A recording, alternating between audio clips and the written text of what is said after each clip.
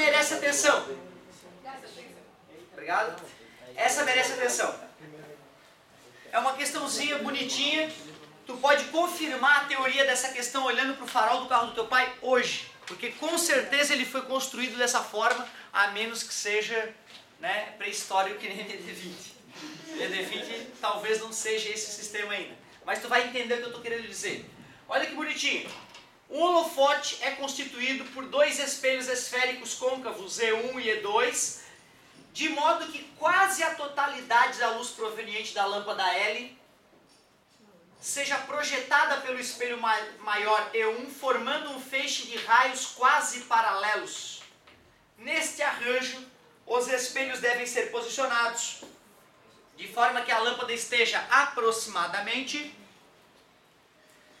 Galerinha, o raio que chega paralelo, então o raio que chega pelo foco, tá vendo esses raios que estão saindo paralelos?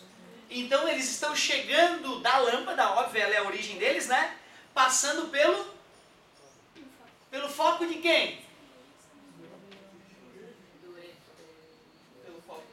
Claro, está emergindo paralelo ao E1, passa pelo foco do E1, chega pelo foco, sai paralelo, chega paralelo, sai pelo foco.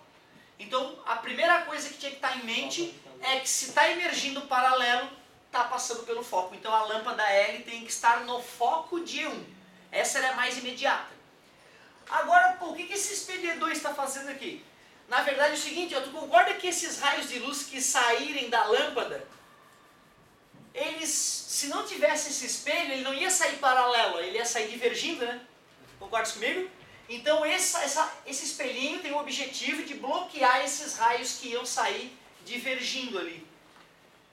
Como eu quero que eles voltem e emerjam paralelos do E1, então ele vai ter que bater no espelho E2 e voltar sobre ele mesmo para poder passar pelo foco do E1. Mas como é que um raio bate no espelho e volta sobre ele mesmo?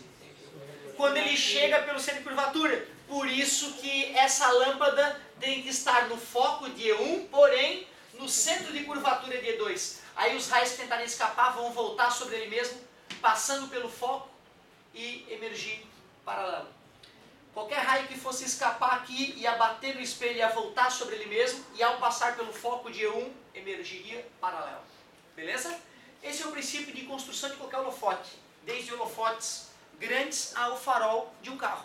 Se tu olhar o farol de um carro, né, desses mais novinhos, tu vai perceber que por mais estilizado que seja o contorno do farol, lá atrás da lâmpada é redondinho. E se tu for olhar, tu não vai enxergar a lâmpada, porque na frente da lâmpada tem uma mascarazinha cinza. Na verdade, olhando a partir da lâmpada, é um espelhinho, certo? Então esse funcionamento aqui é perfeito. Outra, sabe como é que é a história de farol alto e farol baixo? Só muda a distância em que tu acende a lâmpada. Se tu acender a lâmpada um pouquinho mais para cá, esses raios vão divergir um pouquinho. Então o filamento da luz alta está numa posição, o da luz baixa está em outra. Só isso. Aí então se eu ligar a lâmpada, mesma coisa, se eu deslocar a lâmpada um pouquinho para cá, né? Certo? Eu espalho mais a luz. Claro que além disso, a lâmpada do farol alto é um pouco mais intensa. Mas tem o efeito de espalhar mais a luz, né? Quem já prestou atenção à noite, né? Se tu está num lugar onde a luz possa bater nas árvores, por exemplo, tu bota a luz alta, ela atinge a parte alta das árvores. Por isso que não se pode andar em luz alta na contramão durante a noite, porque essa luz atinge, né, o cara do carro que vem no sentido oposto, podendo até causar um acidente. Eu lembro que eu novinho, dirigindo à noite, meu pai sempre foi meio pé de chumbo, e eu estava ali, eu sempre tinha a sensação que ia bater. Porque a criança, ela, no início, o olho dela não está preparado ainda para distinguir a distância mínima entre os faróis dos carros distantes, né? Eu sempre tinha a sensação que vinha carro na contramão, quando a BR ainda não era duplicada, quando não tinha nem guarda-reio separando uma BR da outra, né? Uma coisa quase suicida, né? Ah, não, vou fazer uma rua, botar, né, fluxo para um lado e para o outro e deixa a galera ultrapassar. Daí, né, um outro vai bater de frente, morrer, mas não dá nada. Que é isso, né? Só pode ser esse o pensamento de projeto de uma BR com mão dupla e sem nem separação entre os carros, né, cara? É quase suicídio isso aí. Sendo que na época dos meus pais ainda era de terra, cara. Para ir para Curitiba era uma estrada de terra. Tu imagina, cara, tu ir para Curitiba, estrada de terra, se já é um pouquinho cansativo hoje, tudo duplicadinho. Tu imagina tu sacolejando numa estrada de terra. Era punk, cara, era rally. Show de bola! Ficou entendido aqui, galerinha? No foco de E1, centro de curvatura de E2. enquanto eu almoçava, eu vi um programinha que falava do Fusca, lembra do Hitler encomendando o Fusca para o Porsche? E aí falou além de falar disso, que eu já tinha comentado com vocês rapidamente em algum momento, né? Que o Fusca foi encomenda do Hitler, né? Para o engenheiro Porsche, famoso por projetar carros esportivos. E aí depois eu não sabia dessa, mas o Porsche depois ele participou tipo de uma concorrência para ver quem é que ia construir o tanque de guerra mais bizarro.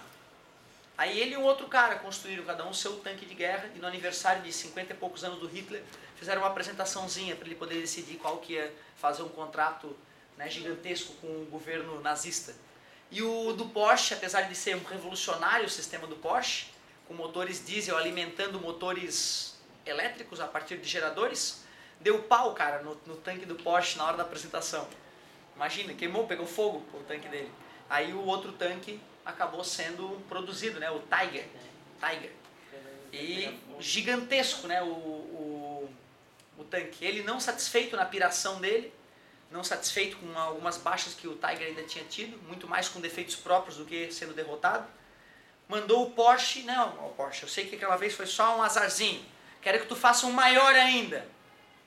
Sendo que o Tiger tinha 60 toneladas, eles queriam algo entre 100 e 250 toneladas, um tanque de guerra monstro. E no delírio, graças, né, por sorte nossa, na burrice, né, de grandeza do Hitler, ele achava que quanto maior, melhor. Enquanto os russos fabricavam milhares de T-34, que era bem menorzinho, movido a motor de trator. Então as fábricas agrícolas da Rússia fazendo milhares deles, mesmo com o Hitler com, né, tanques maiores e mais poderosos, não conseguia dar volume e perdeu na quantidade, certo? E por isso o mundo é o jeito que é, né? Certo? Que loucura! Foi um almoço muito cultural esse meu.